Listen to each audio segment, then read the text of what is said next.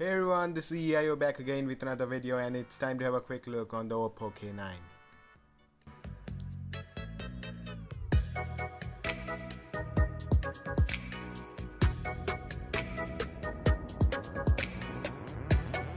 Here's the box of the phone, which looks quite classy with long and slim appearance.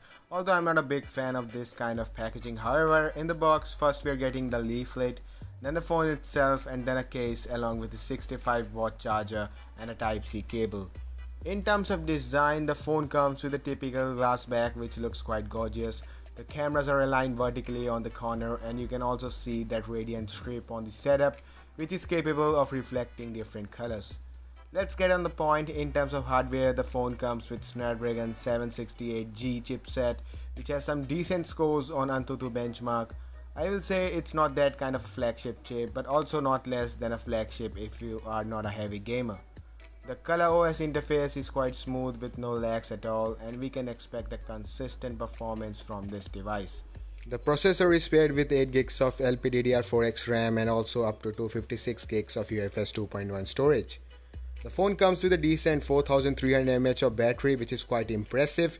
In terms of display, it has a 6.43-inch AMOLED screen with a punch-hole design. It delivers a Full HD Plus resolution of 1080 x 2400 pixels, a 20:9 aspect ratio, a 90Hz refresh rate, and a 180Hz touch sampling rate. In addition, the display is integrated with a 6th generation in-screen fingerprint reader. The quad camera system on the back side of the phone has a 64-megapixel primary lens, an 8-megapixel ultra-wide lens with a 119 degrees of field of view, and a 2-megapixel macro lens is also here. So here are some samples. So that's it for this video. Hope you guys have liked this video. Make sure to subscribe the channel and hit the bell icon for more videos like this. And as always, keep watching and keep smiling.